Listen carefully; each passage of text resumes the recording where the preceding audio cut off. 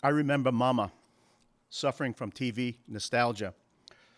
I hate reality television filled with bachelors, survivors, sharks, star dancers, and day court judges. I long to return to those thrilling days of yesteryear and spend my evenings engulfed in the gunsmoke bonanza of riflemen, rebels, and Lone Rangers.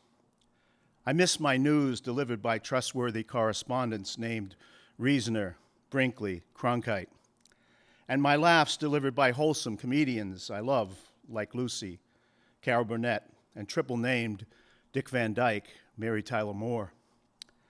I want to make room for Danny, Mouseketeers, Howdy Doody, listen to Guy Lombardo, sing along with Mitch, and watch Lawrence Welk point his baton and, with a thick Polish accent, introduce Sissy and Bobby. Most of all, I miss Ed's variety show, every Sunday night right on this very stage, broadly casting comedians, impersonators, plate twirlers, ventriloquists, acrobats, and upcoming raw talents like Tom Jones, Barbra Streisand, Elvis, and the Beatles. Would I be willing to exchange my modern big screen color TV for rabbit ears to feature animals in black and white, like My Friend Flicker, Mr. Ed, Rin Tin Tin, and Lassie? You bet your life. We had tragedy, of course, this week with Notre Dame, and I looked back at a poem I had written when I came back from Paris on a vacation. It's a litany poem, and it will take you on a trip to Paris. And if I do it right, I have to read it fast. It's called Impressions de Paris. City of lights and love and life and death by the Revolution, guillotine, Les Miserables, ancient city on the Seine, Ile de la Cité, Baroque buildings, Pont-Neuf bridges, and a brown erector-set tower. Napoleonic Romanesque arc, de triomphe and defeat, Sacré-Cœur, Notre Dame cathedrals and churches, Catholic city of Gothic gargoyles and garlic, fragrant parfum, sewer stench, savory bistros, restaurant cuisine and fast food chains, curbside cafe lunches, walking baguettes and flowers in bunches, vin and veal and croissants and crepes, pastries, fromage, fruit, fish, and fries. City of spike-heeled fashion, fur sleeves and collars, scarves, shades, cell phones, black leather, jackets, bags and boots, ambling struts, Champs-Élysées attitude. Multi-ethnic city of colors, cobblestone streets, speeding boulevards, Rue Claire food markets, the old and the new, the Bibliothèque, Georges Pompidou, Moulin Rouge, Pigalle porn, Parisian beauties can born. Pointy nose and fishnet hose, high cheekbones, big dark eyes, thick wide lips pout to cry, fraternity and crime. City of kings and emperors, beggars and mimes.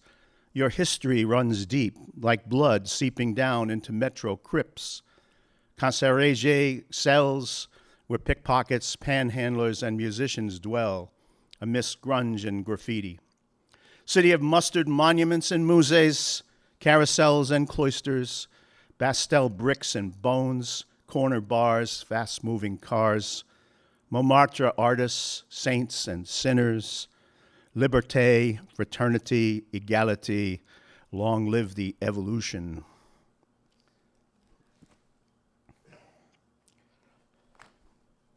Bad back blues. Yesterday I did too much. Today my back's in real pain. Yesterday I bent so low, now I gots to use a cane. Had to see a chiropractor, pretzeled me and gave me a pill. I went to see a chiropractor, left with one big hefty bill. Today is not a good day, 'cause I gots the bad back blues. Today it ain't no good day. I did work I shoulda refused. Now my muscles all in spasm, running up and down my spine. Oh, my lower back's in spasm. I'm all twisted like a vine. So I won't lift one finger. Of that I am emphatic. 'cause if I lifts one finger, it might become sciatic. I don't believe in x-rays, why take unneeded risk? I ain't going for no x-rays, I know it's bulging disc. The pain is sure is throbbing, feels like I'm in a vice. My lower back's a throbbing, think I'll go and get some ice and throw it in a tall glass, add lots of whiskey to the mix, then drink it down real fast. I'm nursing my own fix.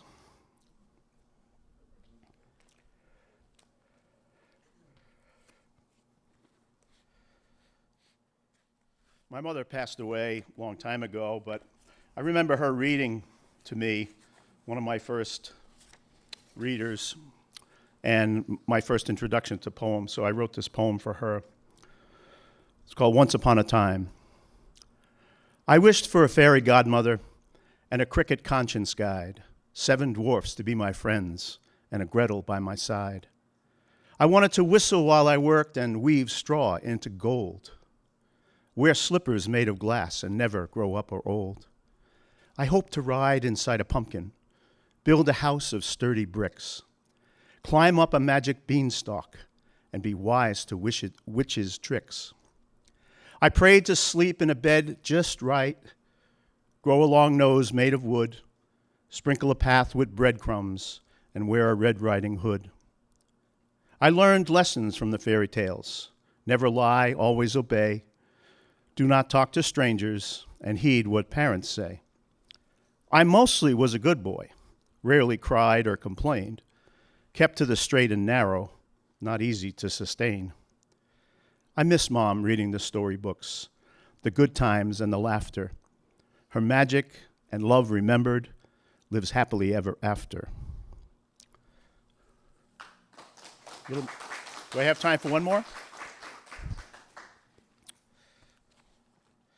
I try to write, when I take a visit somewhere, I always try to come back and write a poem about it. So this is when I went to Prague. It's called An American in Prague.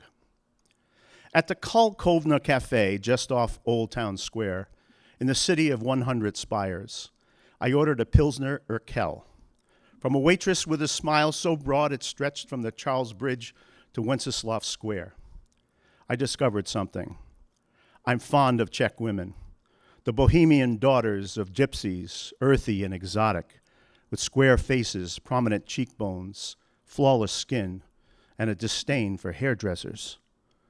Women of mystery who dress in dark colors, wear studded buckle boots, and brood with the alienation of a Kafka novel. My waitress returned, cast me a sly smirk, and placed a gigantic stein of beer in front of me, testimony to my ignorance of the metric system. I pointed to something on the menu and she nodded, her universal sign for, "You don't speak our language, do you?" Music was playing, and excited to experience all that this foreign land offered, I listened carefully, expecting a gypsy love song, anticipating Mozart, stunned to discover Bob Dylan blowing in the wind. I was a teen again, living the cold threat of commies and missiles, dreaming of traveling to dangerous places like Eastern Europe, wondering how many roads I would walk down, listening for secrets whispered in the wind. My meal arrived, Moravian sparrow. And I discovered something else. I'm not fond of Czech cuisine, heavy with red and white sauerkraut and potato dumplings, devoid of colored vegetables, and skimpy on mystery meat, just as skimpy as their language is on vowels. I tasted everything, requested the bill, and paid in coronas, leaving my carefully calculated tip of either $8 or $800. As I headed for the door, I recognized another song, not by a Vladimir, but by a Lenin, and all it was saying was, "Give peace a chance." Thank you.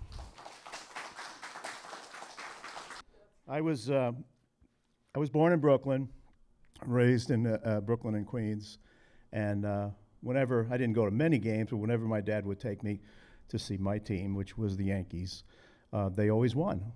I thought that baseball was fixed like wrestling. And then I came up here and moved up to Massachusetts, and I went to a couple of Red Sox games, and they lost. I go, something's wrong here. So I wrote a poem because I do take a lot of flack when I wear my hat with my friends up here. But you can be comforted to know that my kids are Red Sox fans. And I root for the Red Sox when they're playing anybody else except the Yankees. So I wrote this poem called Nemesis, which means arch enemy. All around me are Red Sox fans, but I wear my Yankee hat, remembering my 50s New York team in the Bronx. When Dad took me to see the Mick and Whitey pitching left-handed to Yogi, secured in Bobby Richardson's defense and Roger Maris's big bat, they could negate any deficit for Casey's team. In the few games I attended, I never saw my home team lose. I thought baseball was fixed like wrestling. I don't don my hat for the prima donnas who take the field today, demanding millions for nose candy, fast cars, faster women, creating a hardship for dads who want to take their kids to see America's favorite pastime. Citizens of Red Sox Nation, the next time you see an old geezer wearing a New York Yankees cap, don't rush to judgment. He might just be suffering from nostalgia.